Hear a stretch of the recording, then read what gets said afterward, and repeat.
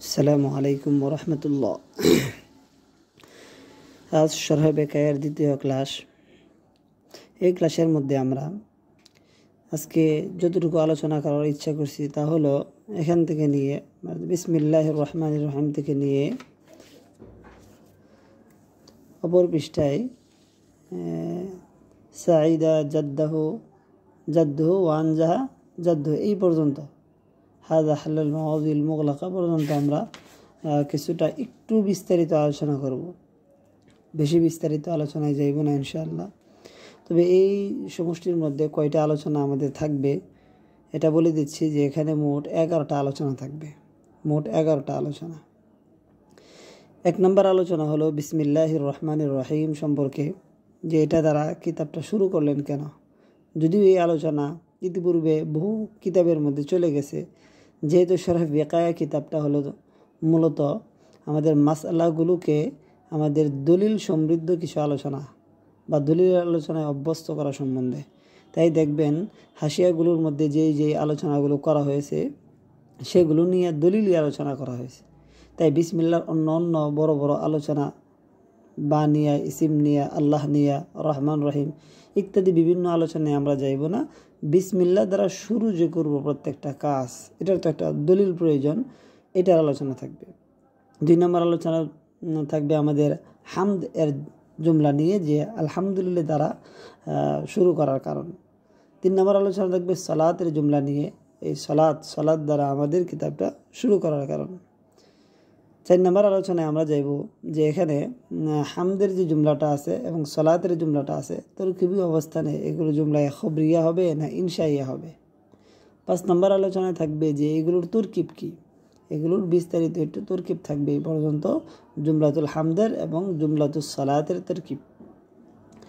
এরপরে আমরা এখানে তয়্যিবিন তাহিরিন নিয়ে হালকা একটু আলোচনা করব।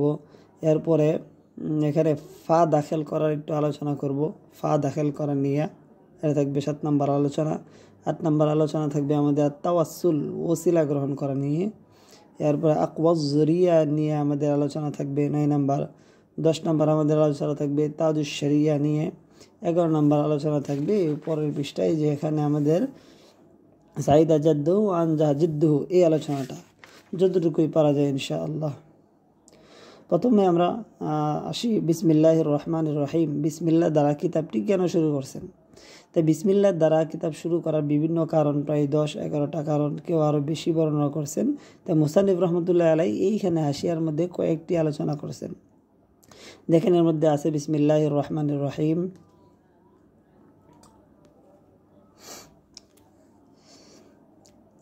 ইবতাদা বিহি কিতাবাহু ইত্তিবাইন বিখাইরিল কালাম। তিনি কিতাবটাকে শুরু করেছেন বিসমিল্লাহ দ্বারা। এটা কেন? ইত্তিবান বিখাইরিল কালাম, সর্বোত্তম কালাম, মানে আল্লাহ তাআলার কালামকে অনুসরণ করার জন্য। কারণ আল্লাহ তাআলার কালামের মধ্যে একদিক থেকে আছে কওলান নির্দেশ, যে ইকরা বিসমি রাব্বিকাল্লাযী খালাক, আল্লাহ নামে পড়ার নির্দেশ। অন্যদিকে আবার সূরা ফাতিহার মধ্যে সহ প্রত্যেকটা সূরার মধ্যে বিসমিল্লাহ আনা হয়েছে। তাই আল্লাহ তাআলার কালামের অনুসরণ কওলান ফিলান যেন হয়ে যায়, এই জন্যই তিনি বিসমিল্লাহ দ্বারা কিতাবটা শুরু করেছেন। এখানে বলতেছেন ইকতিফান লিল ইজমাইল ফেইলি মিনাল কালাম, কালামের ইজমাই ফেইলিকে অনুসরণ করার জন্য। কালামে ইজমাই ফেইলি বলতে রাসূল সাল্লাল্লাহু আলাইহি ওয়াসাল্লাম বিভিন্ন সময় আলোচনা করতেন, যে কোনো আলোচনা বা খুতবা দিতেন তখন বিসমিল্লাহটা আনতেন। যেহেতু বিসমিল্লাহ আনতেন তাহলে কেমন যেন কালামে ফেইলি বা কোনো কথা বলতে গেলে যে বিসমিল্লাহর প্রয়োজন হয়, বক্তৃতা দিতে গেলে বিসমিল্লাহর প্রয়োজন হয়, সেটা নিয়ে আলোচনা বা সেটার অনুসরণ করার জন্য, সেই আজমাটার অনুসরণ করার জন্য বিসমিল্লাহ এনেছেন। আর এটার কারণে ইমতিসাল লিকাউলিহি আলাইহিস সালাম, রাসূলের একটি বাণী, যেটা আমরা পূর্বের কিতাবগুলোতে পড়েছি, কুল্লু আমরিন জি বালিন লাম ইবদা ফিহি বিসমিল্লাহির রহমানির রহিম ফাহুয়া আক্তা। যেই কাজ বিসমিল্লাহ দ্বারা শুরু না করা হয় সেটা বরকত শূন্য থাকে, যেটা আব্দুল কাহির রাহবি রহমতুল্লাহ তাআলার বাইন নামক কিতাবের মধ্যে আবু হুরায়রা রাদিয়াল্লাহু তাআলা হাদিস থেকে বর্ণনা করেছেন, যেটা ইমাম সুয়ুতী রহমতুল্লাহ আলাই তিনি জামিউস সগীর কিতাবের মধ্যে তার দিকে ইঙ্গিত করেছেন। আর ইমাম সুয়ুতী রহমতুল্লাহ আলাই এটাকে আবার তাদরিবুর রাবি শারহে তাকরিবুন নওয়াবি কিতাবের মধ্যে ইবনে হিব্বানের দিকে ইঙ্গিত করেছেন। আফি রিওয়ায়াত নাসাবা ইলা কালিমা মুল্লা আলী কারি হবে, মুল্লা আলী কারি আল মাক্কি মিরকাতুল মাফাতিহ, মিরকাতুল মাফাতিহ শরহু মিশকাতুল মাসাবি কিতাবের মধ্যে মুল্লা আলী কারি রহমতুল্লাহ আলাই এই রিওয়ায়াতটাকে আবার জামিউল খতিবুল বাগদাদির দিকে নিসবত করেছেন। এখানে আছে কুল্লু আমরিন জিবালিন লাম ইবদা বিবিসমিল্লাহির রহমানির রহিম ফাহুয়া আবতারা। তাহলে এখান থেকে আমরা কিছু আলোচনা পেলাম যে বিসমিল্লাহ দ্বারা কিতাব শুরু করার কারণ। এছাড়াও বিভিন্ন প্রসিদ্ধ কারণ আছে, যেমন শয়তানকে গুলিয়ে দেওয়ার জন্য হাদিসের মধ্যে আসে যে বিসমিল্লাহ বললে ইয়াজুবু শয়তান কামা ইয়াজুবু রসস ফিন্নার, ঠিক কাফেরদের উত্তরে, কারণ কাফেররা বিসমিল্লাতি ওয়াল উজ্জা বলতো, তাই তাদের জবাবে। তাহলে মোটামুটি এই আলোচনা থেকে আমরা এতটুকু পাইলাম যে বিসমিল্লাহ কোনো কাজের শুরুতে বলা একটা বরকতময় কাজ, বা এই কাজটা বরকত হয় এটার দলিল রয়েছে, কওলান ফেলান বিভিন্ন কোরআন থেকে হাদিস থেকে বিভিন্ন দলিল রয়েছে। তাই দলিল সমৃদ্ধ করাই হলো শরীফ ফিকহের একটা বিশেষ কাজ। তো বিসমিল্লাহ নিয়ে এতটুকু আলোচনা আমাদের শেষ। তাই আলহামদুলিল্লাহ রাব্বিল আলামিন এটা নিয়ে আমাদের আলোচনা, মানে আলহামদুলিল্লাহ দ্বারা কিতাবটা শুরু করলেন কেন। আলহামদুলিল্লাহ দ্বারা কিতাবটা শুরু করার কারণ তিনি এটার মধ্যে বলতেছেন আলহামদুলিল্লাহ রাব্বিল আলামিন, এটাও খায়রুল কালাম, সর্বোত্তম কালামকে অনুসরণ করার জন্য। কারণ সূরা ফাতিহার মধ্যে আছে বিসমিল্লাহ, তারপর আলহামদুলিল্লাহ থেকে শুরু হয়েছে, তাহলে হামদ রয়েছে তার অনুসরণ করার জন্য। ঠিক আবার হাদিসে আরেকটি হাদিস আছে, এই হাদিসকে অনুসরণ করার জন্য কুল্লু আমরিন জিবালিন লাম ইবদা ফিহি বিহামদিল্লাহ। তাহলে আগের হাদিসে ছিল বিসমিল্লাহ, এই হাদিসে আছে বিহামদিল্লাহ, আল্লাহর হামদ দ্বারা শুরু করার কথা বলা হয়েছে।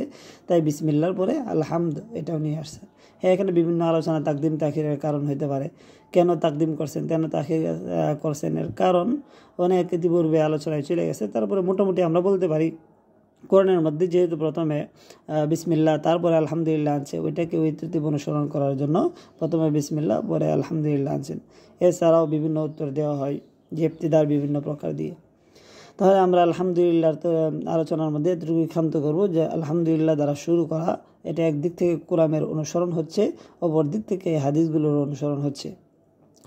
সালাত দ্বারা কিতাব শুরু করার কারণ কি? সালাত দ্বারা কিতাব শুরু করার কারণ এটা সম্বন্ধে তিনি আলোচনা করছেন এর পরের হাসিয়াটাই, 3 নম্বর হাসিয়াটাই, সালাত ফি ইমতিসালুল লিহাদিসি কুল্লু আমরিন, এটাও একটা হাদিস। দেখেন এর মধ্যে একটু অতিরিক্ত শব্দ আছে, দেখেন কুল্লু আমরিন জিবালিন লা ইবদাউ ফি বিহামদিল্লাহি ওয়াসসালাতু আলাইয়া, আমার উপর যে দুরূদ পড়ে না তার কাজটা বরকত শূন্য হবে।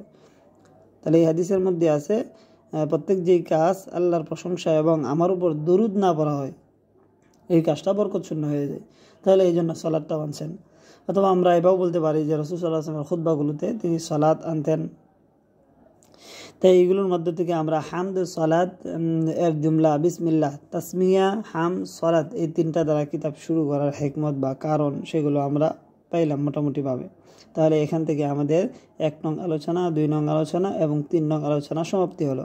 তাহলে 4 নং আলোচনা হলো আমাদের এই হামদের যে বাক্যটা আলহামদুলিল্লাহি রাব্বিল আলামিন এই বাক্যটা, এবং সালাতের যে জুমলাটা আসসালাতু আলা রাসূলি মুহাম্মদ ওয়া আলিহি ওয়া আসহাবি আজমাইন আত-তাইয়িবিন আত-তাহিরিন, এই জুমলাটা তরকিবে এই দুইটা কি হবে, জুমলায়ে খবরিয়া হবে না জুমলায়ে ইনশাইয়া হবে। আমরা জানি ইতিপূর্বে গত বছর বা আগের বছরই এটার মধ্যে শরহিমিয়াতে আমেলের মধ্যে সম্ভবত এই প্রশ্নটা পরীক্ষাতে আসছিল, যেগুলো জুমলায়ে খবরিয়া হবে না জুমলায়ে ইনশাইয়া হবে। হ্যাঁ, এখানে অনেক আলোচনা আছে, তাহলে আমরা ওই আলোচনাগুলো সেটা এখান থেকে এই আলোচনাটা এইখান থেকে আমাদের আলোচনাটা এখানে আছে। يعلم أن جملة الحمد يحتمل أن تكون إخبارية ويحتمل أن تكون إنشائية। এখন তিনি বলতেছেন এখানে খুব সুন্দর আলোচনা করছেন যে হামদের যে জুমলাটা আছে এখানে আলহামদুলিল্লাহ রাব্বিল আলামিন, এই হামদের জুমলাটা এটা খবরিয়াও হইতে পারে ইনশাইয়াও হইতে পারে। আর সালাতের যে জুমলাটা আছে সালাতের জন্য ويحتمل أن تكون إنشائية في سورة الإخبار أما جملة الصلاة فهي إنشائية قطعا। আর সালাতের যে জুমলাটা আছে পুরোটা এটা ইখবার জুমলায়ে খবরিয়া হবে, জুমলায়ে ইনশাইয়া হতে পারবে না। এটা খবরিয়া হইতে পারবে ইনশাইয়া হইতে পারবে, আর এটা শুধুমাত্র ইনশাইয়া হবে খবরিয়া হইতে পারবে না। কেন? এই কারণ এখানে যেটা বর্ণনা করছেন মোটামুটি এই হলো যে হামদা বা প্রশংসা, আমরা স্বাভাবিকভাবে যখন প্রশংসা করি, মনে করেন অনেক দিন পূর্বে জায়েদ মানুষের সাথে ভালো ব্যবহার করত, এখনও সে করে। তাহলে এখন যদি আমি বলি জায়েদ মানুষের সাথে ভালো ব্যবহার করে, তাহলে এখনও যেটা সত্য এবং এটা জায়েদের প্রশংসা হবে। প্রথম থেকে যদি জায়েদের আমরা অতীতকালীন কোনো ভালো কর্মকে আলোচনা করতে যাই, অতীতকালীন কোনো কর্ম সম্বন্ধে বলি, জায়েদ সে আগে খুব ভালো ব্যবহার করত, সে অমুকের সাথে তার সাথে এরকম সুন্দর সুন্দর ব্যবহার করেছে, অর্থাৎ আমরা অতীতের কোনো প্রশংসার কাজ যদি কারো সামনে করি তাহলেও এটা প্রশংসা হয়, বর্তমানে করতেছে তবু এটা প্রশংসা করলেও এটা প্রশংসা হয়। মানে প্রশংসা হামদার উদ্দেশ্য হলো, জুমলাতুল হামদার উদ্দেশ্য হলো প্রশংসা করা। তা প্রশংসার যেমনিভাবে খবর দিয়েও প্রশংসা হয়, ইনশা সৃষ্টি করে নগদ প্রশংসা করার মাধ্যমে প্রশংসা হয়। তাহলে প্রশংসা এই জন্যই জুমলাতুল হাম যেটা আছে, এই হামদের বাক্যটা জুমলায় খবরিয়াও হইতে পারে আর ইনশাইয়াও হইতে পারে। যেহেতু কারো প্রশংসামূলক সংবাদ দেওয়া, অতীতের কোনো প্রশংসামূলক সংবাদ দেওয়াও এটা এক ধরনের প্রশংসা, তাই এটা জুমলাতুল হামটা খবরিয়াও হতে পারে, ইনশাইয়াও হতে পারে। পক্ষান্ত জুমলাতুল সলাত, নবীর উপর দুরূদ পড়াটা যে এটা শুধু ইনশাইয়া হবে, খবরিয়া না। যেমন আমি নবীর উপর দুরূদ পড়তেছি, সলাতু আলান নবী, তাহলে এটা নগদ দুরূদ পড়া হচ্ছে, তাহলে এটা সলাত আদায় হচ্ছে। পক্ষান্তরে যদি কেউ সংবাদ দেয় যে জায়েদ অনেক দিন পূর্বে নবীজির উপর দুরূদ প্রেরণ করেছিল, তাহলে এটা নবীজির উপর দুরূদ পাঠ করা তখন ছিল, কিন্তু এখন দুরূদ পড়ার সংবাদটা দিয়া নগদ দুরূদ আদায় হচ্ছে না। কিন্তু এখন কিন্তু প্রশংসা, অতীতকালের প্রশংসা করলে প্রশংসা আদায় হয়, অতীতকালের কারো প্রশংসা সংবাদ দিলে প্রশংসা আদায় হয়, কিন্তু অতীতকালের সলাৎ প্রেরণের কোনো সংবাদ দিলে ওইটা কি হইতে পারে না, আবার ওইটা সলাৎ বা দুরূদ প্রেরণ হয় না। তাই নগদ দুরূদ প্রেরণ করাটাই দুরূদ বলে স্বীকৃত হয়। তাই এই জন্য আমরা বলি জুমলাতুস সলাৎ যেটা আছে, এই সলাতের জুমলাটা ইনশাই হইতে পারবে, খবরিয়া হইলে এই সলাৎ আলান নবী, নবীজির উপর দুরূদ পড়াটা আদায় হবে না। এই পার্থক্যটাই ছিল। তাহলে এটাকে গোছায় লিখতে পারলে বা বলতে পারলে আমাদের এই আলোচনা এখান থেকে হয়ে যায়। এখন আমরা আমাদের পরবর্তী আলোচনা অর্থাৎ 5 নম্বর আলোচনায় যাইব, পুরোপুরি এটার তরকিবটা বলবো। তা আলহামদুলিল্লাহ রাব্বিল আলামিন, বিসমিল্লাহ তরকিব অতীতে অনেকেই পড়ছেন, তাহলে ওই আলোচনায় যাচ্ছি না। আলহামদুলিল্লাহ রাব্বিল আলামিন, আলহামদু মুবতাদা, লাম হরফে জর, আল্লাহ মৌসুফ, রব্বিল আলামিন রব, মুজাফ, আল আলামিন মুজাফ ইলাই, মুজাফ ইলাই মিলে আল্লাহ শব্দের সিফত, মৌসুফ সিফত মিলে মাজরুর, জহর মাজরুর মিলে মুতাল্লাক হবে, মুখতাসুন একটা শিবে ফেল মাহজুব মানবো এই শিবে ফেলের সাথে, মানে প্রশংসাটা খাস আল্লাহ তাআলার সাথে, আল্লাহ তাআলার সাথে প্রশংসাটা খাস। তাহলে এটা হবে মুবতাদা, আর শিবে ফেল তার শিবে ফাইল এবং মুতাল্লিক মিলে জুমলায়ে ফেলিয়া হয়ে তারপরে খবর, আর মুবতাদা খবর মিলে জুমলায়ে ইসমিয়ায়ে খবরিয়াও হবে, আবার বলা যায় জুমলায়ে ইসমিয়ায়ে ইনশাইয়া। কেউ বলেন লফজাতান খবরিয়া মানান ইনশাইয়া। সাইদ আহমদ পালনপুরি রহমতুল্লাহ আলাই তিনি মিসবাহুল আওয়ামিল শরমিয়াতে আমিল শরর মধ্যে এরকম বলছেন। এখন সালাতের বাক্য, এই পুরা বাক্যটা মিলে এটা মাতুফ আলাই হবে, মাতুফ আলাই, এটাকে আতফ করতে পারি, ওয়াও হরফে আতফ, ও সালাত এটা আবার মুবতাদা, আলা হরফে জর, রসুলহি, রসুল মুজাফ, হি মুজাফ ইলাই, মুজাফ ইলাই মিলে মুবদাল মিনহু, মুহাম্মদ বদল, মুবদাল মিনহু বদল মিলে যে সলাৎ বর্ষিত হোক আলা রসুলি, তার রসুল এবং তার পরিবার বর্গের উপর, তাহলে রসুলিহি মুবদাল মিনহু বদল মিলে মাতুফ আলাই, ওয়াও হরফে আতফ, আলিহি মুজাফ, হি মুজাফ ইলাই, মুজাফ ইলাই মিলে মুআক্কাদ, যেহেতু এখানে তার তাকিদ আছে তাহলে এটা মুআক্কাদ, আজমাইন তার প্রথম তাকিদ, তাইয়িবিন আর তাহিরিন মৌসুফ সিফত মিলে দ্বিতীয় তাকিদ হইতে পারে, অথবা আলাদা আলাদা তাকিদ বলতে পারে। তাইয়িবিন দ্বিতীয় নম্বর তাকিদ, আর তাহিরিন তৃতীয় নম্বর তাকিদ। তাহলে এই মুআক্কাদ তার সকল তাকিদ মিলে, তাকিদ মুআক্কাদ মিলে মাতুফ। এখন রাসূলি মুহাম্মদ মাতুফ আলাই, আর মাতুফ মিলে আলা হরফে জরের মাজরুর, যার মাজরুর মিলে মুতাল্লাক নাজিলাতুন শিবে ফেলের সাথে, নাজিলাতুন শিবে ফেল তার শিবে ফাইল মিলের মুতাল্লাক মিলে শিবে জুমলা হয়ে খবর, মুবতাদা খবর মিলে জুমলায়ে ইসমিয়ায়ে, এখন ইনশা ইয়া বলতে হবে, ইনশা ইয়া হয়ে মাতুফ আর মাতুফ আলাই মিলে জুমলায়ে আতিফা। এতটুকুর মধ্যে আমাদের পরবর্তী আলোচনা যেটা বলতে চাচ্ছিলাম এটা শেষ হলো। এরপরে আমরা তাইয়িবিন আর তাহিরিন নিয়ে একটু আলোচনা বলবো। তাইয়িবিন বলছিলাম যেটাকে তাকিদ, যে এটা তাকরারে তাকিদি বলতে পারি অথবা তাসিস বলতে পারি। যদি আমরা এখানে তাকিদি আনি, মানে এটার তাকিদ বলি, তাহলে তাকিদ আর মুআক্কাদ একই জিনিস। আর যদি তাসিস আনি, ভিন্ন জিনিস, নতুন ভিত্তি বা ফাউন্ডেশন দেওয়ার জন্য, ভিন্ন কিছু বোঝানোর জন্য এটাকে আনছেন, তাহলে ভিন্ন ভিন্ন অর্থ হবে। তাহলে তাইয়িবিন দ্বারা উদ্দেশ্য হবে আত-তানাজ্জু আনিল আমরাজিল বাতিনা, তানাজু আনিল আমরাজি বাতিনা। আর দ্বিতীয়টা তার উদ্দেশ্য হবে আল ইলালুজ যাহিরা, এটা হলো অভ্যন্তরীণ ত্রুটি, এটার বাহ্যিক ত্রুটি থেকে, অভ্যন্তরীণ রোগ বাহ্যিক ত্রুটি সব কিছু থেকে তারা পুত পবিত্র ছিলেন। তাতয়িবিন তাহিরিন নিয়াতের আলোচনা। এরপরে ওয়াবাদ ফায়াকুল আব্দুল মুতাওয়াসিল, ওয়াবাদের আলোচনা ইতিপূর্বে বিভিন্ন কিতাবে চলে গেছে। ফায়াকুল এই ফাটা যখন আম্মা শব্দটা শুরুতে আনা হয়, আম্মা হরফে শর্ত, তখন ফাটা যে হরফে শর্তের যাজা হয় এ নিয়ে কোনো সমস্যা নেই। কিন্তু এখন যেহেতু আম্মা শব্দটা স্পষ্ট উল্লেখ নাই, তাহলে এই ফাটা কি হিসাবে, গুবন আম্মা হিসাবে আসছে নাকি এখানে জরফ মাজরুফ মিললে অনেক সময় মানার শর্ত হয়, শর্তের একটা অর্থ তাদের মধ্যে পাওয়া যায়, এটা কাফিয়ার আলোচনার মধ্যে চলে গেছে। তো এখানে মানার একটা শর্তের অর্থ পাওয়া যায়, তখন এটা শর্তের যাজা হিসাবে ফাটা দেওয়া হলো নাকি আম্মা গুবন থেকে এটাকে ফাটা দেওয়া হলো। তাহলে আমাদের 7 নম্বর হাসিয়ার মধ্যে এখানে বলছেন ইদখালুল ফা মাবনিয়ুন আলা ইজরাই জরফ, এখানে মূলত জরফের কারণেই কি দেওয়া হয়েছে, ফাটা আনা হয়েছে। প্রক্ষান্তরে এখানে যারা বলেন যে এখানে আম্মা গোপন থাকার কারণে, যেমন আল্লামা বারজান্দি রহমতুল্লাহি আলাইহি এখানে এটা পছন্দ করছেন, আম্মা গোপন রেখে আনছেন, কিন্তু আমাদের ব্যাখ্যাকার আল্লামা লখনবী রহমতুল্লাহি আলাইহি তিনি বলতেছেন যে এই কথাটা জয়ীফ বা দুর্বল। তাহলে এই ফাটাকে আমরা ফায়ে জাজাই অবশ্যই বলতে পারি, কিন্তু এটা কিসের জাজা, এটা আম্মা হরফে শর্ত মাহজুফেরও জাজা হইতে পারে, যেটা আল্লামা বারজান্দি রহমতুল্লাহ পছন্দ করছেন। আর আমাদের লখনবী রহমতুল্লাহ আলাই বলছেন এটা দুর্বলতা থেকে খালি নাই।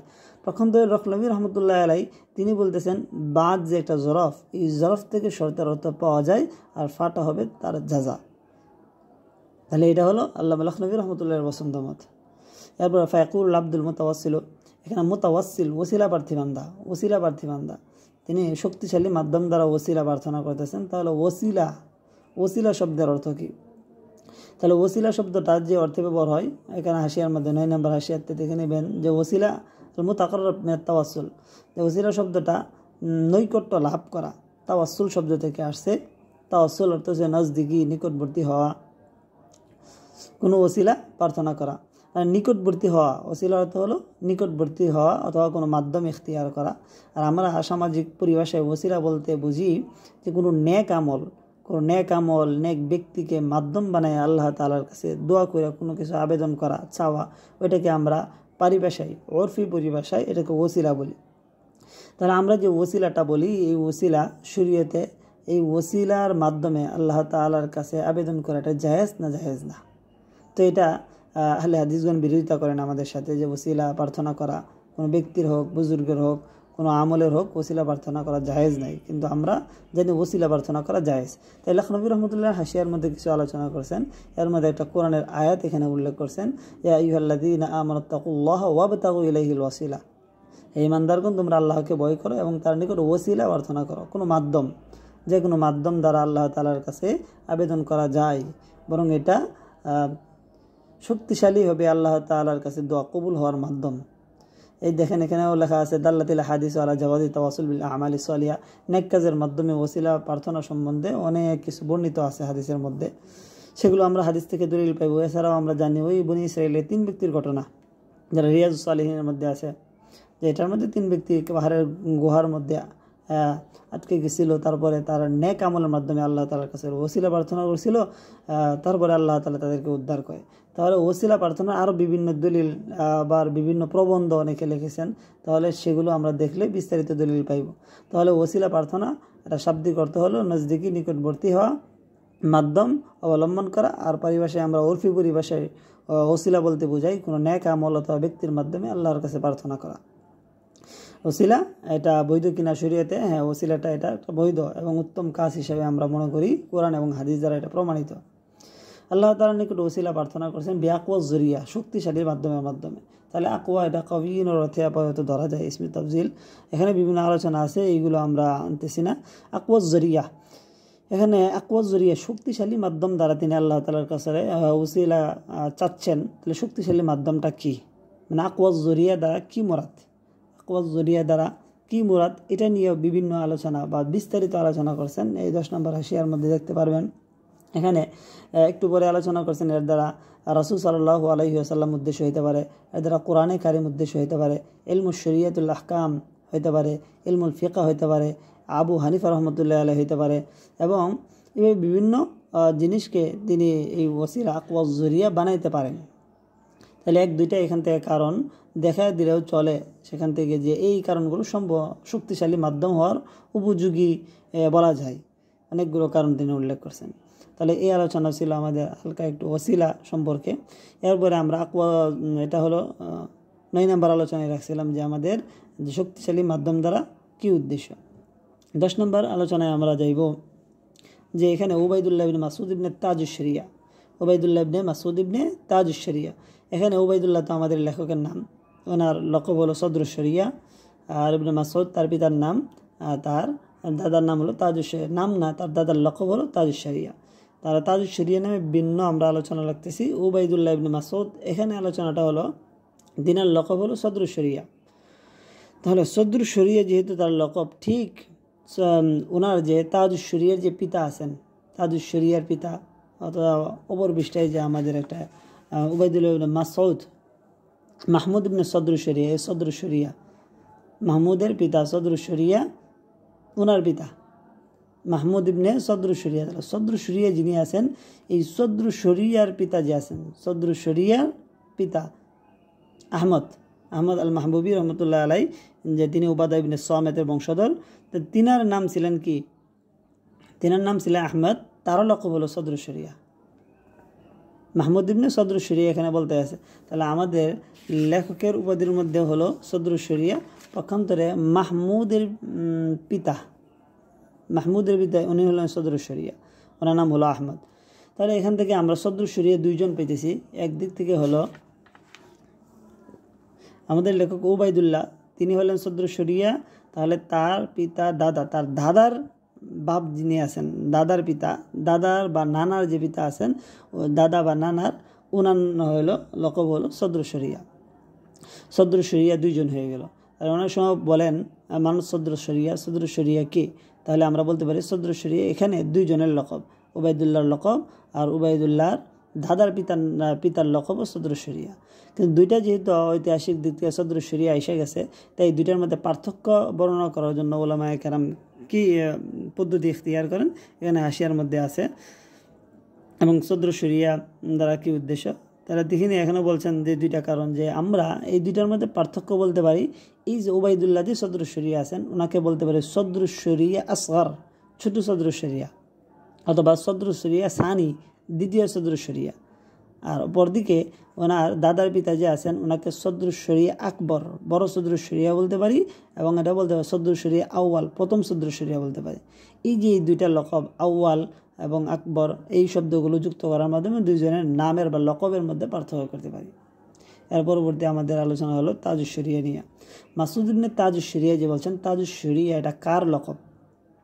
তাজুশ শরিয়া এটা কি অপর পৃষ্ঠায় যে আছেন, যে লেখক বলছেন আল্লাহ ফাহাদ জাদ্দিও, ওনার দাদা কিতাব লিখছেন মাহমুদ ইবনে সদরুশ শরিয়া। এই মাহমুদ, অর্থাৎ এই মাহমুদই কি মূলত হলো এই তাজুশ শরিয়া, নাকি না মাহমুদ দ্বারা উদ্দেশ্য হলো আমর? তাহলে সহজে বোঝার জন্য আমরা বলতে পারি যে তার লকব হলো যে আমাদের সদরুশ শরিয়া আকবর যিনি আছেন, সদরুশ শরিয়া আকবর, এই যে সদরুশ শরিয়া আকবর, ওনার মূলত দুইজন ছেলে, একজনের নাম মাহমুদ আর একজনের নাম আমর। মাহমুদ এটা আমর। তাহলে এখানে বলছেন মূলত আল্লাহ ফাহাদ জাদ্দি ও উস্তাদি, আমার দাদা উস্তাদ মাহমুদ ইবনে সদরুশ শরিয়া। তাহলে এই শব্দ থেকে আমরা দাদা তর্জমা করি। দাদা তর্জমা করলে উনি হয় ওনার মাহমুদ হয় তার দাদা, আবার অপর দিকে তার দাদার লকব হয় এখানে তাজুশ শরিয়া। যেহেতু উবাইদুল্লাহ তার পিতা হলেন মাসউদ, দাদা হইতেছে তাজুশ শরিয়া। আর এইদিকে জাদ্দি, এখানে দাদা যিনি বলতেছেন, তাহলে ওনার লকব বুরহানুশ শরিয়া। দেখা যায় বুরহানুশ শরিয়াতুল হক ওয়াদ দ্বীন ওনার লকব। তাহলে মূলত মাহমুদ কি দাদা না না? তাহলে এটার ঐতিহাসিক বিভিন্ন আলোচনা আছে। সেই আলোচনা থেকে আমরা যা পাই, মোটামুটি তাদবিক যারা দেন তারা বলেন মূলত মাহমুদ এখানে জাদ্দি, যে এই জাদ্দু বলতে জাদ্দে ফাসেদা বলে, অর্থাৎ এর দ্বারা নানা উদ্দেশ্য। তাহলে মাহমুদ ইবনে সদরুশ শরিয়া হলো তার নানা, পক্ষান্তরে আমর হলো মূলত তার পিতা। তাহলে মাহমুদের লকব হলো বুরহানুশ শরিয়াতি ওয়াল হক ওয়াদ দ্বীন, আর অপরদিকে মাসউদ ইবনে তাজুশ শরিয়া হলো আমরের লকব, অর্থাৎ তার দাদার আপন দাদা যে আছে দাদার লকব তাজুশ শরিয়া। তাহলে মোটামুটি মৌলিকভাবে মিলে যায়, তাহলে দুইজনের লকব ভিন্ন ভিন্ন হয়। তাহলে এখানে তাজুশ শরিয়া দ্বারা উদ্দেশ্য হলো আমর, আর ওইখানে জাদ্দি দ্বারা উদ্দেশ্য হবে নানা। তাহলে আপন দাদা হলো আমর আর নানা হলো মাহমুদ। মূলত হলেন যে এখানে তার আপন দাদা তাকে না পড়িয়ে তাকে পড়ার জন্য দিছিলেন তার নানার কাছে দিয়েছিলেন, নানার কাছে তিনি পড়ালেখা করছেন।